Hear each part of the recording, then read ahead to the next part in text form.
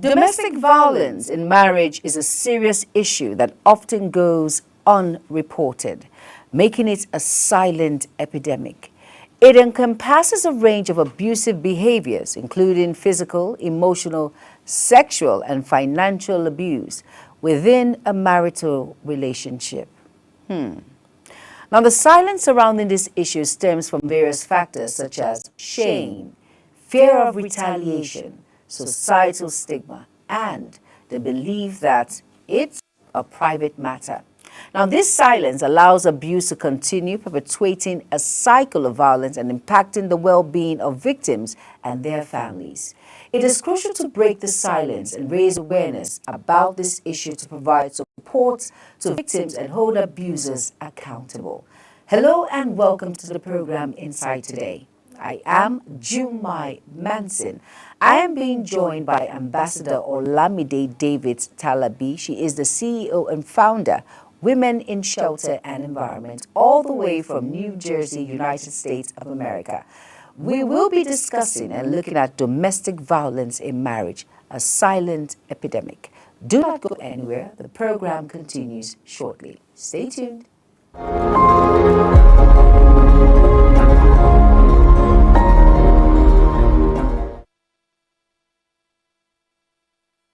You are welcome back, and if you're just tuning in, this is Inside Today on Global Television, and we're looking at a very sensitive topic, talking about domestic violence in marriage, the silent epidemic.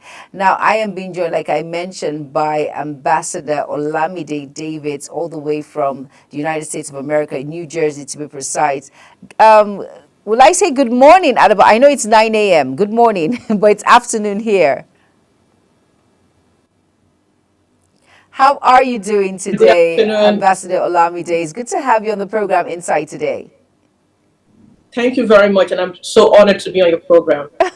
Thank you so much for granting this particular time to be here. Now, let us talk about something that is very sensitive. Looking at domestic violence. Now, I said it's a silent epidemic. Let's talk briefly about what it's all about, domestic violence, especially in marriage. All right, so there's so many ways that women go through domestic violence in marriage. You know, it's a silent epidemic, like you said. So many women are going through it, but they don't want to talk about it. The society don't want to talk about it because there's a stigma attached to being a divorcee. There's a stigma attached to being a single mom, and there's a stigma attached to not being able to take care of your own children. So there's so many women that are stuck in a relationship with men that they shouldn't even be talking to, and they cannot really get out of the marriage because of the maybe financial complications that comes out from being a single mom. What people will say, the stigma attached to being a divorcee. So domestic violence is a big problem in our society, not just in Africa, not just in Nigeria, even here in the United States.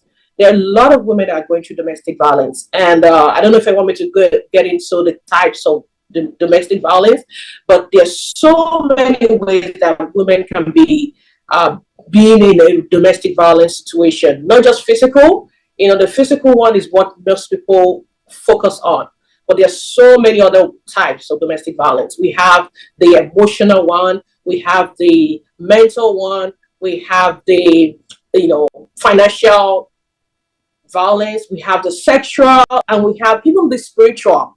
So many ways a woman can be tortured in a marriage that she's not happy, and she's just sitting there because of so many other reasons. My preamble, I stated, and I said sometimes people are ashamed to come out and talk about these issues, maybe because of the stigma surrounding it. Now, what are the common signs and symptoms of domestic violence in a marriage? You cannot really understand it. It's someone that has been through it that will really know what is going through. Because some people, they have the ability to show that they're happy outside. You see them on social media posting their husbands every other day. You see them on WhatsApp, displaying, loving relationship, but you know what is going on with them. You know this is a man that is is an adulterer, is out there sleeping with everybody. She's emotionally disturbed. She's not happy. But just to put the face out there, she's one of the people that comes on social media saying, I have the best man, I have the best marriage. So people cannot really understand, they cannot really know unless somebody tells them or they see that this person is going through it. So the real one is the physical one, that the one most people look at. Maybe someone has a bruise on their face, someone has a swollen limb. But most of those people doing domestic violence now, they don't do that anymore because they understand the implication. So they make sure they eat you where it's not shown. They make sure that they torture you emotionally.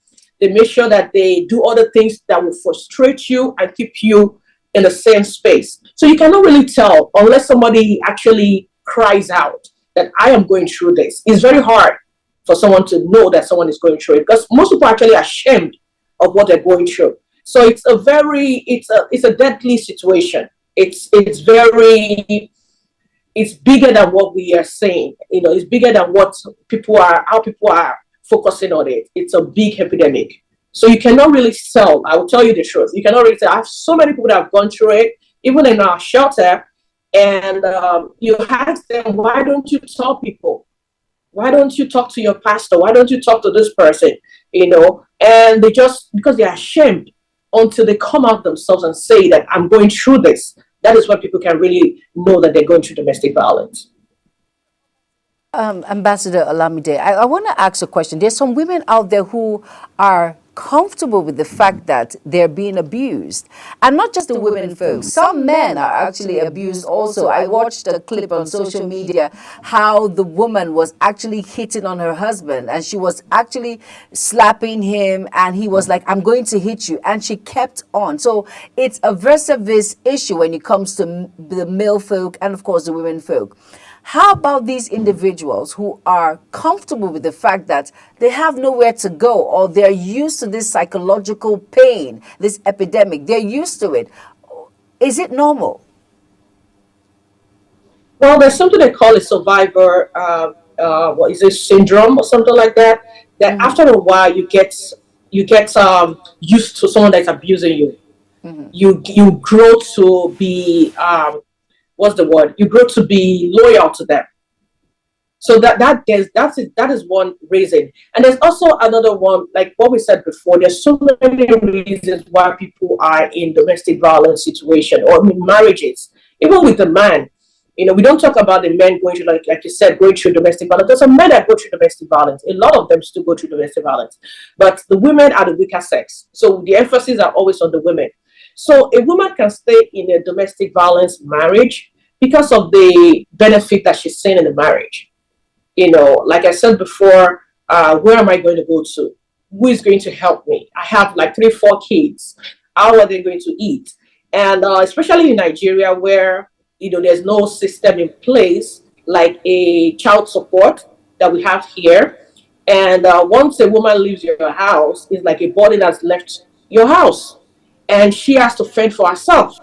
I don't know about the child support system in Nigeria, but from everything I've seen online and what I've heard from people, it's like once you leave, you're on your own. So most women would rather stay there and make sure that their children are fine and just be in there.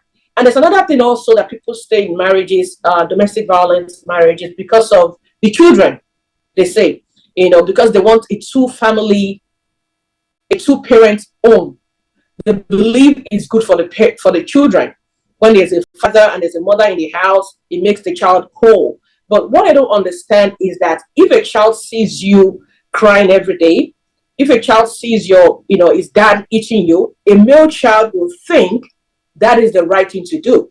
And he will do the same thing when he gets into a relationship. And that is how the cycle continues. And if a female daughter witnesses their father beating you, they will also think is the right thing, is showing love. If my dad can do this to my mom, that means he loves her. That's the way to be treated. So she will grow up and looking for the same person in a relationship. So that is how the cycle continues because we don't want to, erase it. We don't want to deal with it. We don't want to talk about it. So, I want to stay in the marriage because of my children, but the children are seeing things they're not supposed to see. They're witnessing things they're not supposed to witness. So the cycle continues because they think that's the right thing to happen. And those that don't think that way, they grew up and they're like, you know what, I don't want to get married. I've seen this, horrible thing with my parents. I just don't want to deal with it. So it's the best thing I would tell people going through domestic violence, leave.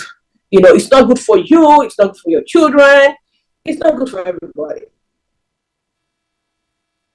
I want to talk about the society. If you look at our norms, our culture as Africans, most our mothers will tell you, please, there is no way you are leaving this marriage, because the next thing people tell you, once you're being abused in that particular marriage, the best thing for you, instead of, it's better to leave than the man to kill you, or it's better to leave than the woman to kill you. So look at our societal norms. Do you think society, and of course from our parents, they're helping matters in actually curbing this menace of domestic violence in marriage?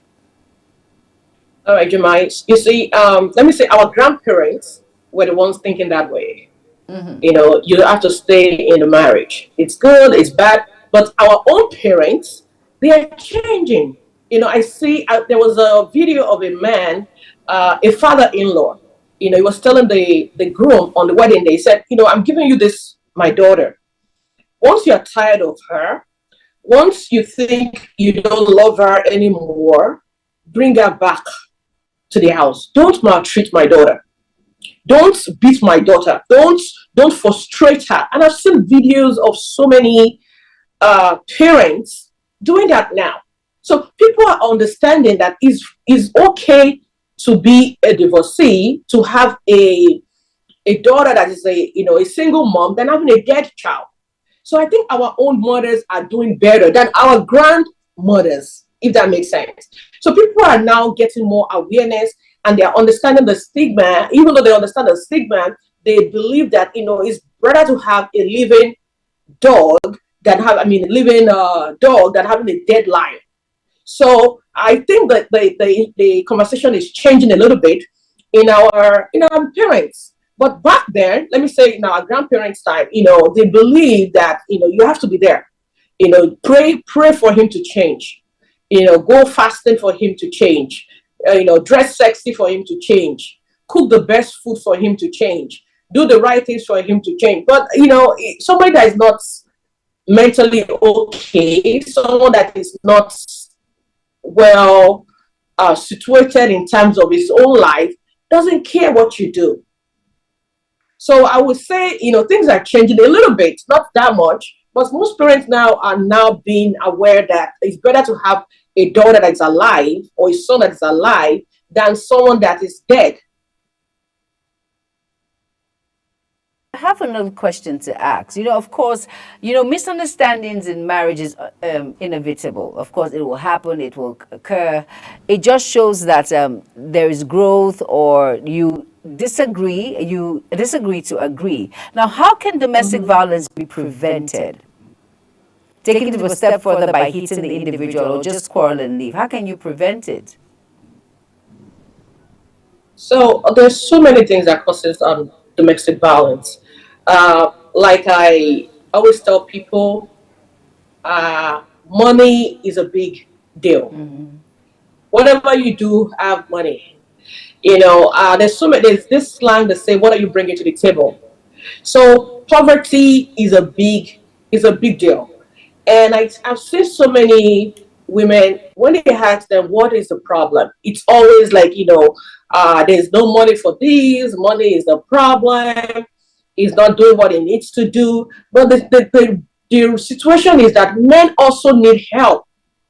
They need a woman to also, our forefathers, our grandparents, they ask the woman to stay in the house while they go lobby. But the economy is bad nowadays. And the men now, they want you to also bring something to the table. So as a woman, you have to have your own. I tell women this all the time. If you have your own, if you have a good job, if you have something you're doing, it doesn't have to be a job. Even if it's like you're doing somebody's hair, you're sewing clothes, anything you're doing that is also supporting the household, the man will be scared to slap your face because he knows what you're bringing to support him. But if you're just there and you don't do anything to support him, he goes out, he barely brings something home, he's frustrated. He's frustrated and he puts the anger on you. So poverty is one of the biggest reasons for domestic violence, in my opinion. When there's not enough money in the house, there's frustration. So that's the first one. The second one, obviously, there's some men or even women that are just they have childhood trauma themselves. So like I said, someone that have seen their parents go through domestic violence believe that is the way to treat your spouse. So those kind of people have to go through therapy. And if you don't understand what your spouse is going through, and you just see them, lashing out, and you see them, try to hit you or do something crazy, you can just suggest, I think we should go for marriage counseling. I think we should talk about this, with someone that is a professional. So many people are going through traumatic experiences coming from their childhood, or even what they've experienced growing up. So it's about time we start talking about therapy. Therapy is not a bad thing. It doesn't mean you are crazy. It doesn't mean something is wrong with you. It just means you need help. So those are some of the things that I believe can curb domestic violence. And also, someone will say, maybe the woman talks too much. Hey, the African way, when your husband is talking, you keep quiet. You keep quiet. Well, in Africa they think that way. Here we adjust things 50-50. You bring and I bring. We support each other. I believe people can hear each other. And while you are dating, study this man or study this woman. If someone you're still dating is slapping you around, if someone you're still dating is jealous, you go out and is calling you like 100 times, is asking you where you are, she's asking you who you're talking to, you don't have freedom of speech, you don't have freedom of association, that is a red flag. That is a red flag. So there's no business in you marrying the person. I tell spinsters, I tell people, single people, you caught somebody, even if it's 2 months, you will see some things, some traits, you'll see some, red flags. So once you're in a marriage, to change somebody in a marriage is hard. It's very hard to change somebody. That is a grown man. That is a grown woman. It's hard to change people in marriages. But again, communication, a lot of communication, talking to each other, trying to understand where the other person is coming from, and seeking therapy. I am a big fan of therapy. Talk to someone that is equipped to answer your question. Talk to somebody that has gone through what you've gone through. Talk to somebody that went to school to understand the real reason why you're going through what you're going through. So I would say one of the things that we can do to help solve this in the family, therapy is very important. When you're going through a lot of things, when you're going through violence, or you see that your spouse is acting in such a way that it doesn't make the house homely or comfortable, suggest therapy. Talk to each other, communicate. What is going on at work? How can I help you? What is the situation? What are you going through? We're in a situation, we are in a community, especially in Nigeria or Africa as a whole, where a man is supposed to be a man. You're not supposed to cry. You're not supposed to show emotions. And most of these men are holding a lot of things in them. They're holding a lot of emotions. They're going through a lot too. They're at work. They have people, maybe their bosses bullying them. They have issues at work. They have other things going on with them. But because Africa, or, generally, men should not cry. Men should not show emotions. Men should show that they are tough. They hide all these emotions out there. So the only person they can, put the emotions on, or they can show their anger to, is their spouse. So as a woman, you can try to understand where your spouse is coming from Communicate. What is going on, my dear? What is the problem? Let's talk about it. And if you cannot undo it, seek therapy. Ask a very sensitive question now. Let us look at, we're going to talk about the impact it has on children. But, how can we create a safer environment for victims of domestic violence? So, for those that their spouse is a threat to their lives, how do we, help them, encourage them, create that safe space, basically? And then you mentioned something from your point. You said the woman talks too much. There's a slogan that says, the man will always say, she made me do it. I wasn't this kind of person, or she's not this kind of person. He made me do it. She made me put my hands on her and all of that. How do we deal with that, for instance? All right, Jumai. So there's no excuse to put your hand on a woman. There's never an excuse to do that. But that's just the African thing that, oh, she's talking too much. She's doing too much. But as a man, you should be able to control yourself. Okay, maybe that's a stereotype also. But the thing of this whole thing is that, like, you talk about safe place for women that are going through it. If you've tried everything, you've communicated, you've tried to understand where your spouse is coming from, you've seek therapy, you've seek marriage counseling, you've done everything you're supposed to do, and this situation is still not good, and instead of you dying, seek help. In the United States, we have so many domestic violence shelters. We have so many safe transition houses where women can go through with their children, just to get themselves together before they move on. We don't have much of that in Nigeria. 5 years ago, my organization, Women in Shelter and Environment, actually established the very first domestic violence shelter in Nigeria, in Ibadan, Oyo State.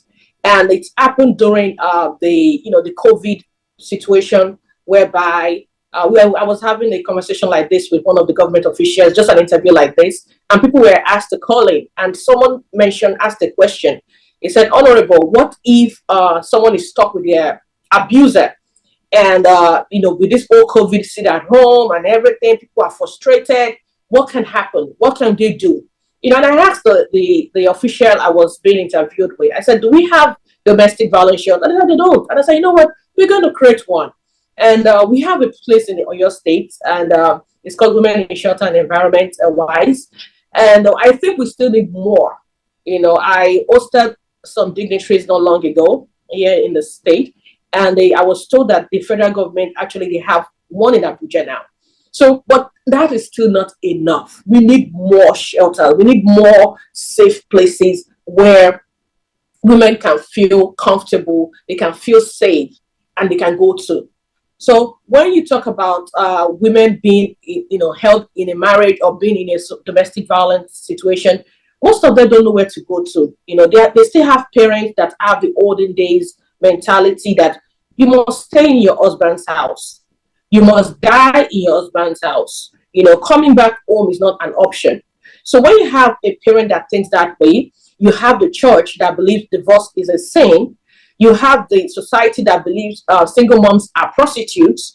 You have people that just make their own conclusion about you, not knowing where you're coming from. You don't know where to go to. You're scared of going out to talk to anybody. So we need more shelters, specifically for domestic violence victims. All right. All right, Honorable Olamide. Now, quickly just in 2 seconds, what domestic violence on children? Let's just talk because of our time, 2 seconds. How does this long-term impacts, the domestic violence on children, basically? It messes them up. It messes them up. If you're a woman and you're listening to us right now, and you are in that marriage, that violent marriage, because or a man, or a man also, it's both ways. Or a man, yes, and you are just staying there because of the children. Know that you're not doing them any good. You're actually doing more harm to them than good. Because the children learn from us. They see what we do. Children mimic your actions. So when they see you eat their mom, or when they see you eat their dad, they believe that's the right thing to do. You've already messed them up before they grow up. All right. Thank you so much, Ambassador Olamide Davis Talabi. Of course, she is the CEO and founder, Women in Shelter and Environment. And of course, all the way from the United States of America, New Jersey, to be precise. Thank you so much for being a part of Insight today. Thank you. Thank you. Thank you. Thank Thank you you. for having me. Have an amazing day ahead. You too. Thank you. To all our viewers out there, domestic violence in marriage, a silent epidemic, is real and it's very sensitive. Try as much as possible to get help and to seek advice. Of course, thank you so much for being a part of the program Insight Today. Have an amazing day ahead. I am Jumai Manson. Bye-bye.